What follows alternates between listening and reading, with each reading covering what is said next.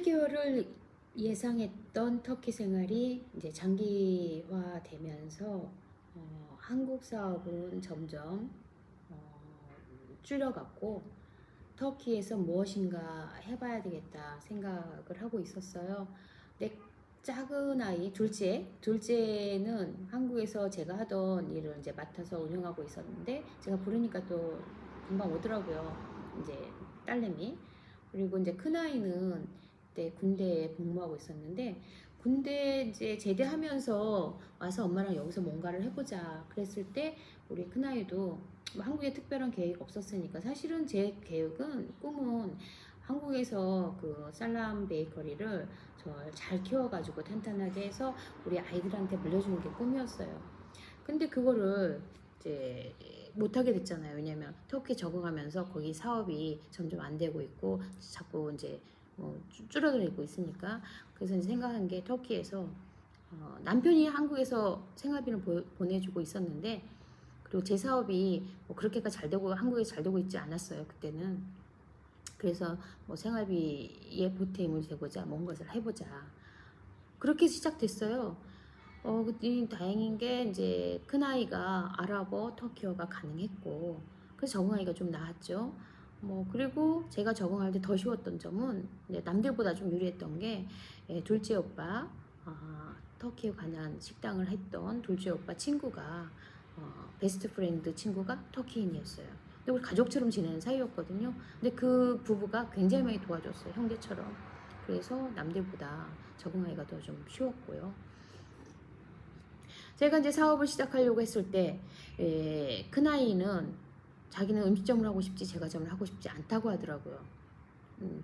제과점은 아무래도 전문직이다 보니까 기술이 필요했고 저 같은 경우는 한국에 제과점도 했고 식당도 해봤고 조리사 자격증 그리고 제과 자격증, 제빵 자격증 다 가지고 있었으니까 저는 아무거나 해도 가능했고 그래서 이제 두 개를 절충해서 저는 이제 제과점 위주로 하고 우리 아들, 딸은 식당 위주로 운영할 수 있게끔 제가 이제 준비를 했죠. 새벽에 나와서 빵을 만들고 오전까지 빵을 다 만들어 놓고 그 다음 음식을 만들어 놓고 1인분씩 포장해 놓으면 이제 냉동하거나 그렇게 준비해 놓으면 우리 아이들이 나와서 그걸 조리하면서 판매하는.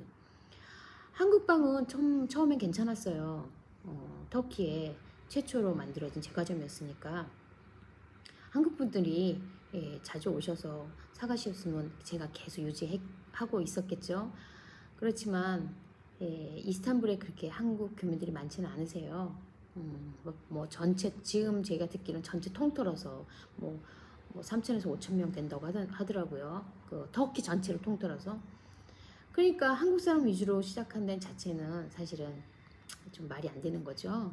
근데 제가 워낙 좋아했어요. 제가 제빵은. 제가 하고 싶은 일이었기 때문에 한 거였죠. 근데 이제 식당은 그렇지가 않아요. 식당은 창업 비용도 작고 그리고 제가 음식도 할 줄 아는 부분이었기 때문에 남 요리사 안 써도 되는 거고 그래서 고생을 남들보단 더 했죠. 제가 제빵도 만드느라 바빴고 그리고 음식도 다 준비해서 그리고 제가 우리 집에서 운전하는 사람은 저밖에 없었어요. 큰아이는 운전면허증을 가지고 있었지만 한국에서 제가 이제 차 뽑은 다음에 새 차를 제가 운전하고 싶다고 해서 줬었다가 택시를 살짝금 뽀뽀를 했는데 기사하고 손님이 목덜미 잡고 나와서 얘한테 요구를 했어요. 제가 가서 보니까 아무 일도 없어. 차 기수도 없고. 근데 그때 이제 너무 그 사람들이 안 좋게 나와서 보험 처리했었거든요. 보험료는 올라갔지만 그래도 그게 마음 편하더라고요. 너무 괘씸해서. 신호등에 대기하고 있는 상태에서 약간 언덕 이렇게 내리막길을 해서 살짝 내리막길 거기서 가서 얘가 브레이크를 살짝 넣어서 살짝 쿵 했대요. 근데 태도 하나도 안 나. 그리고 달리다 가는 것도 아니고. 근데 그걸 못 잡고 나오더라고. 그러니까 얘가 그때부터 트라우마가 생겨서 운전을 안 했어요. 그러니까 저희가 이제 운전하는 사람 저밖에 없어. 그래서 저는 시장도 제가 봐야 되고 배달도 제가 해야 되고 음식도 제가 해야 되고 제가 다 하게 됐어요. 처음에는 뭐 손님이 그렇게 많지 않았으니까 뭐 일이 그렇게 많지 않았다고 또 볼 수 있죠. 그렇지만 처음부터 밑바닥부터 제가 다 해야 되니까 제 일이 제일 많았죠. 그리고 그때 막내에 아이가 8살이었기 때문에 학교 보내려고 새벽에 나왔다가 저는 학교 다시 집에 들어가서 집 거리는 걸어서 5분 거리였거든요. 또 일부러 그런 데 구했고 가서 애 깨워서 학교 보내고 그리고 다시 나와가지고 그 다음 일을 계속 시작했고 그리고 애가 하교를 하면 이제 제가 밥을 먹이고 그리고 집에다 데려다 놓고 다시 나와서 이제 나머지 일을 한다던가 그렇게 했거든요. 그냥 뭐 된 거는 없는 것 같아요. 진짜 새벽같이 열심히 일을 했고 그리고 우리 아이들도 뭐 열심히 했다기보담도 잘 따라줬어요. 뭐 그때 나이가 몇 살이야? 뭐 하나는 딸내미는 21~22살, 아들내미는 23살, 4살. 그러니까 어린 나이에 뭘 얼마나 열심히 하기를 바래요. 그냥 제 의견만 따라줘서 이렇게 같이 해준 것만 해도 좀 감사하게 생각해요.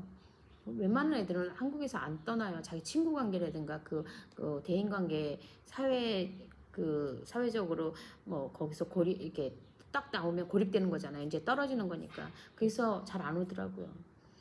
많은 사람들이 그래서 이민을 못하는 이유도 그럴 거라고 생각하거든요. 근데 우리 아이들은 다행히 제 말을 듣고 금방 하는 거. 그거 얼마나 고마운 일이에요. 그렇게 해서 이제 창업을 하게 됐는데 창업할 때 주위에 음식점, 한국 음식점들이 비쌌고 제가 생각했을 때도 너무 비싼 가격이라서 부담이 좀 됐고 근데 저는 그런 식당들하고 대면할 정도로 같이 이렇게 대결할 정도의 뭐 대단한 실력을 가진 사람도 아니고 진짜 맛있게 하면은 되겠죠. 근데 저희 부모님이 전라도 분이세요. 엄마는 전주 분. 그래서 음식은 사실 어디에 가서도 해도 맛없다는 소리는 듣고 살진 않았어요. 음식하는 걸 또 좋아했고 그래서 그냥 기본적인 건 하고 가요. 제가 음식을 전문으로 전공한 사람은 또 아니니까 또 어디 식당에 가서 일해본 것도 아니고 제가 창업했다 망해본 사람이에요. 그렇게 시작해서 음식은 그래도 어느 정도 할 줄 아니까 근데 이제 생각한 게 간단하고 빨리 먹고 젊은 애들이 먹을 수 있는 그런 음식을 해보자 그렇게 생각한 게 분식이었어요. 그러면 가격대를 어떻게 형성하느냐 젊은이들이 그 지갑을 쉽게 열 수 있는 가격대 사실 어느 나라에 어디를 가도 젊은이들 특히 티네이저들이 지갑은 불경기하고 상관없이 부모한테 돈을 받아서 쓰고 그러기 때문에 더 잘 열려요. 대신에 큰 돈은 아니지만 누가 그러대요. 저희가 잘 되니까 코 묻은 돈을 뜯어서 그러니까 그거를 저기에서 팔아서 돈 버는 거라고 그걸 받아서 근데 그럴 수 있죠. 그 말은 틀린 말은 아닌 것 같아요. 근데 그 돈이 사실 벌기는 쉬운데 제가 뭐 강매를 한 것도 아니고 나쁜 걸 판매한 것도 아니고 그냥 거기에 그 니드에 맞춰서 저는 사업을 한 거죠. 그렇게 하면서 저희 식당 가격을 그때 한 개 가격대를 한국 식당보다는 저렴하고 그리고 일반 맥도날드나 뭐 프랜차이즈 가격대보다는 좀 높고 그리고 젊은이들이 먹을 수 있는 쉽게 접을 수 있는 그 가격을 대학가의 앞에 있는 수제 햄버거 가격 정도의 가격을 바친 거예요. 근데 그게 먹혔어요, 사실은. 제 가정은 처음에는 잘 되는 듯 하다가 한국 분들이 이제 계속 있는 장소 한 곳에 계속 있는 거니까 언제든지 오면 빵이 있을 것이다 해서 좀 뜨문뜨문 오고 처음에는 뭐 오면 거의 다 빵을 쓸어 갔는데 좀 이제 조금 좀 사가고 근데 터키 사람한테는 부담이 됐고 가격대가 새로운 걸 시도해보고 싶었지만 가격대는 부담이 됐고 근데 식당은 터키 티네이저들 젊은이들 그 손님으로 계속 풀로 찼고 처음에 테이블 5개였어요. 2인용짜리 5개 다 들어봤자 10명이죠. 근데 회전율이 높았어요. 밖에서 줄 서 있었고 그래서 음식 하는데 처음에 그 가스레인지 2개 조그만 2개 그걸로 시작했어요. 그냥 가정용 싱크대 그리고 냉장고 그냥 일반 가정 냉장고 그냥 원도 그렇게 시작했어요. 근데 내 쪽에는 사실은 제가 저쪽에는 돈이 몇천만이 들어갔어요. 거기는. 그래서 제 가정은 점점점 손님이 줄는데 그리고 이제 하루 안 팔리면 그 다음날 팔 수 있거든요. 근데 약간 빵이 노화가 빨라요. 한국보다 더. 왜? 거기는 이 제분이 좀 달라서 소화, 그러니까 자기네 자체 생산한 밀가루이기 때문에 굉장히 좋지만 질도 좋고 맛있어요. 그렇지만 얘가 거칠다 보니까 빨리 노화가 되더라고요. 그럼 그 다음날 푸석푸석해. 그 빵을 먹고 이제 한윤회라든가 그런 저기에 구글 맵 거기에다가 악플을 다는 거야. 한국에서 먹었던 뭐 파리바게뜨 이러이러한데 여긴 가격이 한국하고 비슷하거나 비슷한 가격을 팔았어요. 더 비싸게 팔지는 않고. 근데 음식점은 사실 한국보다 더 비쌌거든요. 근데 뭐 악플을 막 다는 거야. 근데 저는 진짜 최선을 다해서 만들었거든요. 근데 그 빵 다 버릴 수는 없으니까 또 그 다음날 먹은 사람들이 이제 욕을 하는 거야. 근데 그 상처를 받았어요. 저는 진짜 저는 최선을 다해서 만들고 한국에서도 나름대로 잘 나가던 제과점이었고, 그래갖고 자존심 상해서 점점 이제 빵이 하는 게 두렵고 이제 싫어지는 거야. 근데 음식점은 손님이 점점 많아지니까 거기 할애하는 시간이 더 길었고, 그래서 이제 제과점을 접고 식당으로 더 올인하게 됐어요. 그런데 식당에 한 8평이 시작했는데 그게 2칸이 됐어요. 16평이죠. 근데 거기도 손님이 꽉 차고 풀이한 거야. 그래서 거기서 조금 이전해서 한 50m 밑으로 내려와서 한 50m 정도 되나? 30m 정도 되나? 거기 상가가 거의 다 없거든, 주택가라서. 근데 그 유일하게 2군데만 상가가 있어요. 우리가 시작했던 데 2군데, 8평짜리 2개, 밑에 한 4개가 있는데 거기 6평짜리가 4개가 뒤쪽으로. 앞면은 이렇게 옆으로 돼서 앞면 보이는 쪽만 좋고, 그 뒤에는 다 안 보이는 거, 사무실이나 뭐 부동산 같은 건 괜찮았지만 일반 보이는 그런 데는 하는 장사는 별로 안 좋은 거. 근데 되게 조그만해. 여기 위에보다 더 조그만해. 그래서 저는 그 뒤에를 그거를 처음에 3개 4개를 얻어가지고 쭉 하고, 위에는 그때 위에는 이제 제과점이나 창고 그런 걸 남기고 밑에를 식당으로 옮겼다가, 이 손님이 이게 또 많으니까 잘 되고 있었는데, 잘 되니까 그 첫 번째 가게 주인이 월세를 너무 많이 올리는 거예요. 그리고 맨날 살아. 살 정도의 능력이 됐으면 제가 얼마나 좋았겠어요. 근데 그 정도의 능력은 안 됐거든요. 어차피 돈 제가 4, 5천만 원 갖고 시작한 사람인데 돈을 1, 2년 만에 그렇게 큰 돈을 벌 수 있는 그 정도는 아니에요. 제가 뭐 폭리를 취한 것도 아니고 그 조그만 데서 뭐 기껏 벌어봤자 예를 들어서 한국에서 3, 400원 번다면 거기는 4, 500원 벌 수는 있었겠지만, 그렇게 해서 이제 이렇게 자꾸 갑질을 하는 거야. 월세는 뒤에 3배 정도 비쌌어요. 그러니까 저희가 4칸을 이용하면 첫 번째 칸은 그 뒷칸에 이렇게 하면 첫 번째가 맨 마지막 칸 4배 차이가 있었어요. 평수는 똑같은데.